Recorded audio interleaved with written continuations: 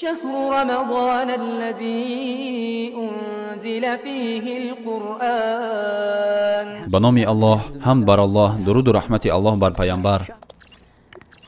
برادران و خواهران، انسان همیشه بر آن نیاز دارد او به یاد داشته باشد که حیات این دنیا سایه است که به زودی ناپدید می شود. زندگی موقتی است، این وقت است که به زودی می گذرد.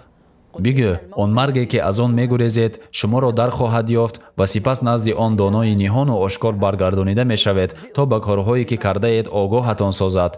انسان وقتی او می فهمد که حیاتش این تنها یک فاصله وقت است، پس این او را باید به سعی و تلاش کردن وادار سازد. نه آن گونه‌ای که بعضی ها می گویند من به هر حال می میرم پس چرا تشویش کشم.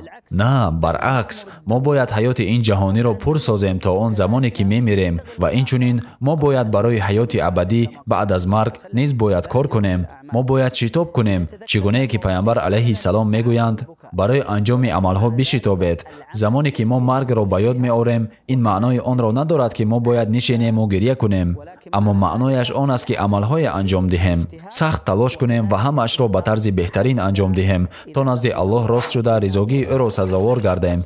از الله طلب آن را دارم که عاقبت ما را به خیر گرداند، گناههای ما را ببخشد و از ما و شما را قبول کند.